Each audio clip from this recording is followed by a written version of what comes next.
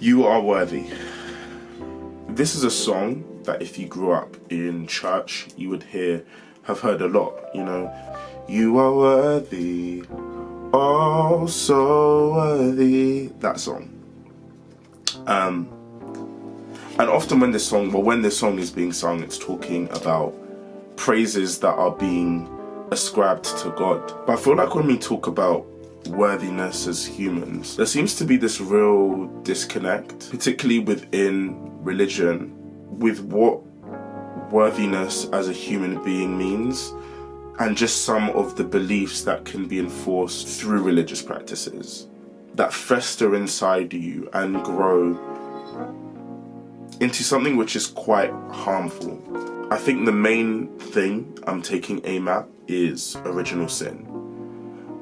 Original sin, basically due to the events of Adam and Eve in the Garden of Eden and the fall, basically what it did is it was this moment which basically wrecked human nature, who we are as humanity. It tainted humanity. It put a stain on all of us. It's like what God's original design, from that moment we all fell out of it. We fell out of this idea. And this infects us in a different way. It infects one's relationship to God, to divinity. Also, it gives them like this desire for material things. And I think particularly one thing that the idea of original sin tries to target is sex, which is interesting because who's really the person who's responsible for the concept of original sin is Augustine. And Augustine is a 4th century theologian who's very, very, very important into the development of the Christian faith. He grew up with a father that didn't practice Christianity, but he had a mother who was very devout, and her name was Monica. When Augustine was 17, he left his home, which was probably around Algeria, and he went to Tunisia to study rhetoric, which is kind of like philosophy, how you articulate your ideas. And he developed this very promiscuous and hedonistic lifestyle. He was having, I guess, a lot of sex and doing whatever the 4th century equivalent is to, you know, going out, partying, drinking. So then he decided to become a Manichaean. I'm going to put the word... Sometimes I'm saying he decided to become a native of Manchester. No, Manichaean. It's a spiritual belief. I don't know if you would call it religion, but it's like a set of practices that basically focuses on the dualistic nature of good and evil, and that humans also have like a dualistic human nature. One that tends to good and then one that tends to evil. And he was practicing this for some time. He kind of left that space. And I think what's interesting is that this was during the time when they started to be, where the people who practiced this Manichaean, whatever you want to say it coincides with the reign of Constantine, who was the first Roman Christian empire.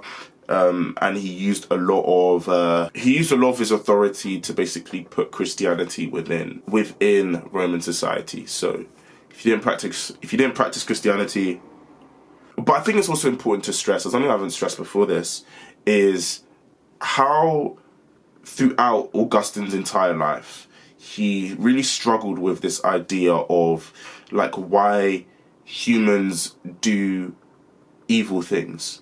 I think he uses so he wrote this book called Just Went Up.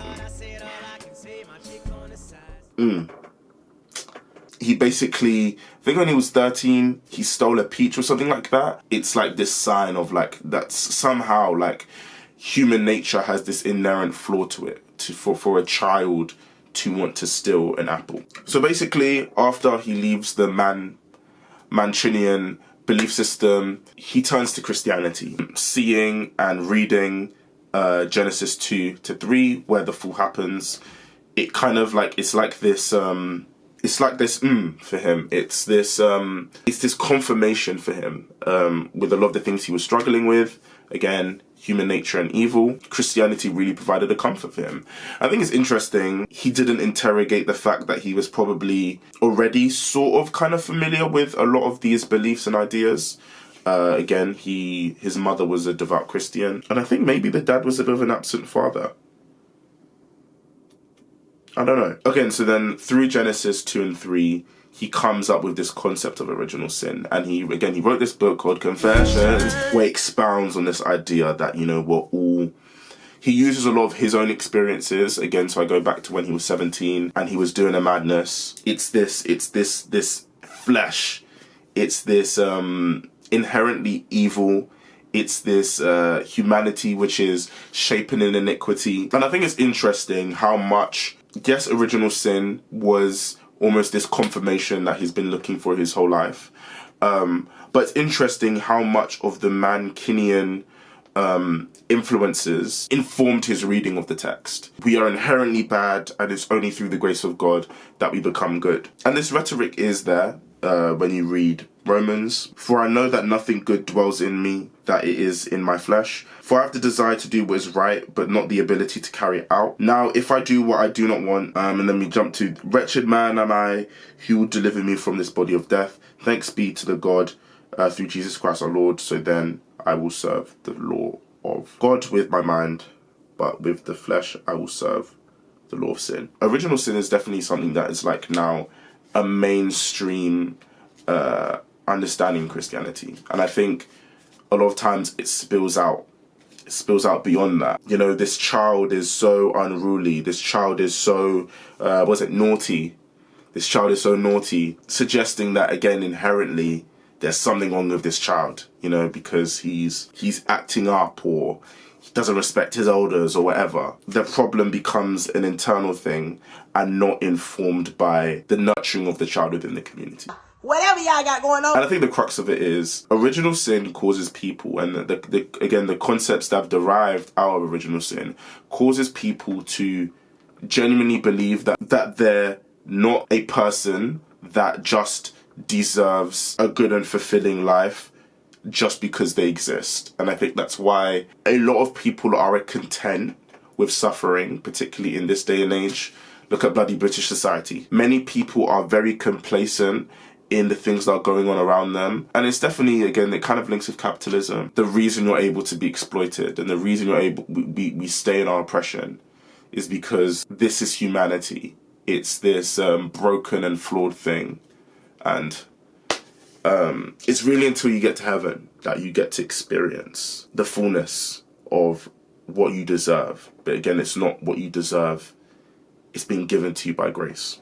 Whatever y'all got going on. I think it's funny that we accept this belief, but it causes so much harm to the people in the Bible. I'll only give one example here, but like David is perhaps the most insecure human being in human history. And if we look at all of Psalms, it's like from Psalm 1 to 151, just this war going on internally. And I don't think that means that like insecurity is a bad thing and that we as humans aren't going to have insecurities, but it's the approach you take to it. And it's like that thing within David, in my mother's womb I was knit with iniquity, I was created like this broken vessel, and people really like embrace these scriptures. And again, it's like to really push this idea of grace, God's grace. Thinking like that and affirming, having that belief continually affirmed about yourself that, you're nothing without God. And, it's not only self-destructive. In the case of David, I think it was a temple that was meant to be built that was never built because of him. And also like to the people around you, like look what he did with Bathsheba. It hinders what life is really meant to be for you. Let's go back to the garden. Original sin is the consequence of holding scripture and the writings within it to this infallible standard. Oh, brace yourself. This is going to be like the hardest part. So what I'm going to do, skip to this time code if you want to watch the video and really appreciate it without being presented with new information that might just ruffle your feathers a little bit. Okay. You ready? a big part of the problem is that Genesis isn't necessarily meant to be taken literally. I'm going to say it again. Genesis isn't necessarily meant to be taking it literally. So Genesis was written as a cultural polemic. A cultural polemic is basically a piece of literature that is written to support or challenge certain social beliefs or like cultural beliefs and ideas, norms, whatever. And if we backdrop it again in the Bible, we look at like the book of Daniel, there was a lot of persecution of the Israelites. They were being persecuted quite heavily. I think both the Babylonians and even before, the Egyptians. So Genesis was written during the time of the Babylonian exile, when they were being forced to live in Babylon. And similarly to Daniel, wasn't written at the same time as Daniel, but they were basically being forced into assimilating into the Babylonian lifestyle. So essentially, they wrote these things down to preserve their culture and their religious beliefs. And often it was done to kind of contrast. So the Babylonians believed, the universe was created through multiple, like there was loads of different gods. And there was this big violent conflict that birthed our universe. So again, that's why Christianity is going, or not even Christianity, Judaism is going, no, but our belief system, in contrast to what you guys are saying, it's that there was this one God, monotheistic God, who created reality in this structured and ordered way. And I think the biggest sign, this is like mind-blowing information. I'm gonna like put the time code again, mind-blowing information. One telltale sign you can see and read in Genesis and be like, okay, maybe the authors weren't trying to be 100% right, and they were trying to present this still beautiful, symbolic quality to who God is and how the universe was created, is the fact that Genesis 1 and Genesis 2 do not match. Can't believe, oh my God. Oh my God, oh my God, oh my God. So there's two different accounts. And one has things like, the difference between the two isn't like a major, but it's just some of the order in things is slightly different, and the two versions seem to be emphasizing a quality of who the Israelites believed God to be in a different way. Right? One is more focused on, creation being this ordered thing, this really structured event. Again, to contrast with the Babylonians' belief that there was like this huge cosmic, And then the second one, the other account, is more about, kind of again, like God being intimately involved in creation and intimately involved in humanity. So the fact that there's two different narratives and there's two different writers, we can either go, well, if scripture's meant to be infallible, wrong, failure, and the whole thing's a dud, or we can reconcile what's going on here and think, again, like I said, maybe Genesis isn't trying to be right, but it's trying to tell us about qualities of God. Yeah? And through an infallible understanding of scripture, that's when, again, then we kind of hold on to what's going on in Adam and Eve and being like, yes. And that's how with Augustine, he went, yes. I'm broken. I'm worthless. I am nothing without God. I also wanted to come on here and add that also Augustine didn't believe, so he believed in infallibility, but he believed in infallibility in only certain books of the Bible. So some texts should be taken literally and at that word, and some shouldn't. And Genesis was one that he believed shouldn't. I see humanity as like, imagine like in a metaphysical way, like we are all like just like circles, different shaped circles in our current like present reality, loads of different circles. And if we are gonna like embrace like some of the egalitarian rhetoric within scripture, within most religions, We should all be the same, right? We should all be able to exist in this utopia. We should all be the same, like, and that's what heaven is, right? You know.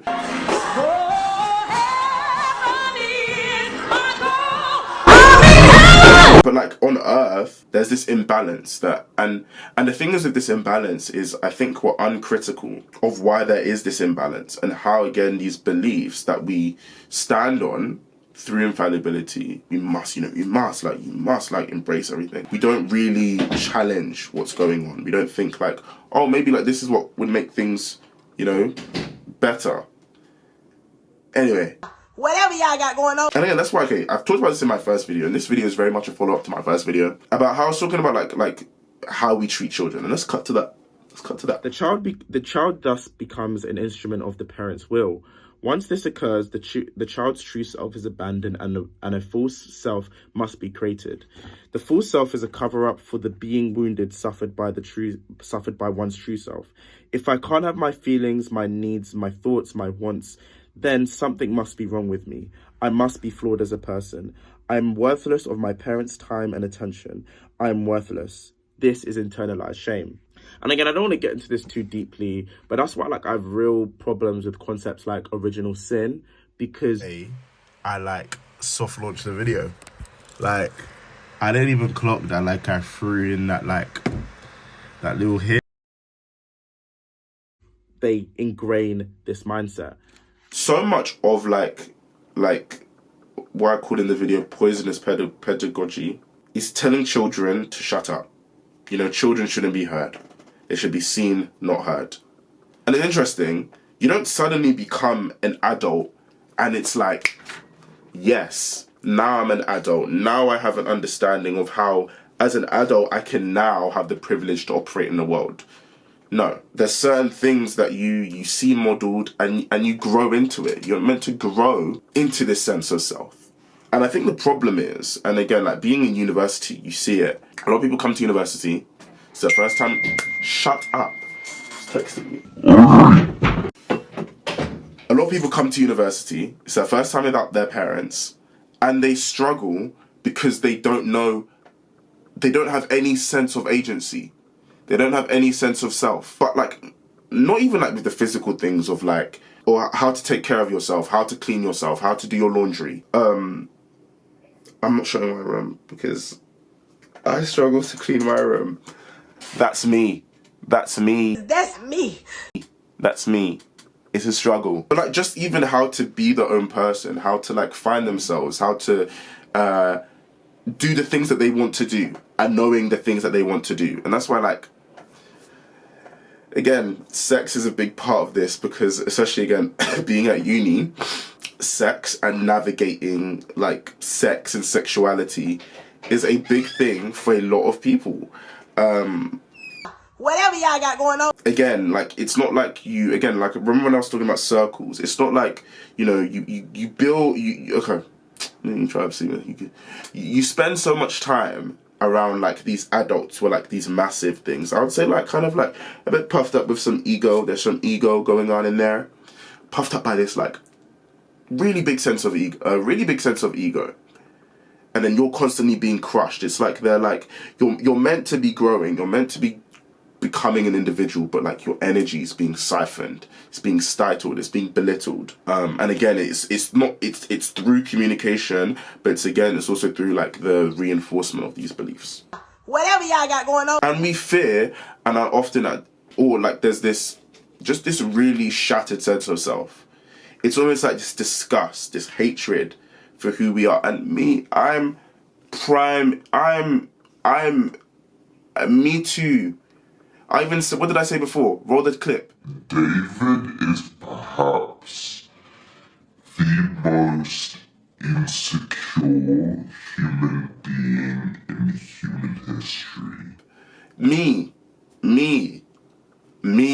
Oh my God, me. Oh. But it's interesting that we have this poor sense of self, but we contrast that with how much worth and adoration we imbue into God, but we would deny sense of self. And listen, you do what you want to do. But right now, But the fact is, we all live in this world. We all live in this reality right now, and we experience this reality. We go through reality, and as humans, there's a commonality to the things that we all experience. The commonality to original sin is that it cripples sense of self. You don't necessarily see all that you can be and choose to go after that thing. This is a pop culture channel, mostly. And I'm going to expand on the thoughts of kind of two videos. But firstly, let's talk about my last video, an intersectional analysis of Whitney Houston. When I think about Whitney Houston, I could cry. When I think about Whitney Houston, the greatest love of all is a song that anchors me. Because the greatest love of all is inside of me. And I was in her first album, debut album, 1985, went number 1. And she never found it. Oof. I was watching her film, and I really did over that film. There's a song on her last album called I Didn't Know My Strength, and she went and performed on Oprah. And what makes me so sad about that album, the rhetoric of that song, is it wasn't true. It wasn't true. Or the question is, she never knew her own strength. That's the tragedy here. She didn't know her own strength. And I go back again to how we look at scriptures like, my strength is made perfect in your weakness. You deserve to be strong. You deserve to be everything that you can be and everything that you want to be. You deserve to live prosperously in your body, in your mind, in your thoughts. You deserve freedom. You deserve freedom from this idea that inherently you are rejected. Inherently you are worthless. Inherently you are nothing. You deserve to believe that you are worthy. Also, whether you are religious, irreligious, unreligious, a-religious, homo-religious, hetero-religious, whatever, the things that you imbue externally, the energy that you put out into things, whether it's your God, whether it's your boyfriend, whether it's your mum, whether it's your dad, whether it's Beyonce. I love that woman. Down. Like, for real. I would move the camera. I'll do it at the end, like I'll insert shots of like, even on my phone. Let's just go here. And like I said, my room's a mess.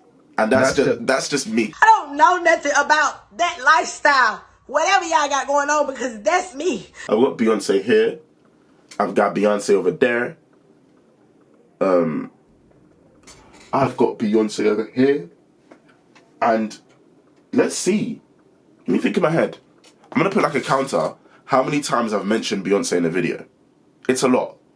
Like, Beyonce is what blew up my I love that woman. Damn. Try imbuing that into yourself. The things you say about God, I'm not saying, again, religious, unreligious, homo-religious, hetero-religious, things you would say to someone else. Lovely, that's what love is. Imbue that into yourself as well, at least. You are worthy. You are holy. You are blessed. Blessed be your name. And I think we get lost in this idea of like idolatry. But for some people who've experienced some of the most horrid things and the most horrid treatment, your name needs to be lifted high. You need to be reminded, like, through whatever, like, what life has thrown at you, that you didn't deserve that. That your worth doesn't change. Your worth, those experiences that you've experienced, is a reflection of who you are. And sometimes you need to pick yourself up. And you need to lift yourself high. Because people will try to, like, bring you low. And sometimes it's not even subconscious. Oh, sometimes it's not even on purpose. But you need to be reminded who you are and what you are. And that's again, even talking about another video of a big series I've done here, The Velvet Rope. I could cry. That song's special. We need to remember that love lies deep within us all. Because everybody needs to feel real special. Ooh, and that's what guys talk about these circles. Some people are like this. Some people are inflated. Egos, their sense of self is all over the place. There's enough space for all of us to exist. And if we, again, imbue love, power, authority, worth.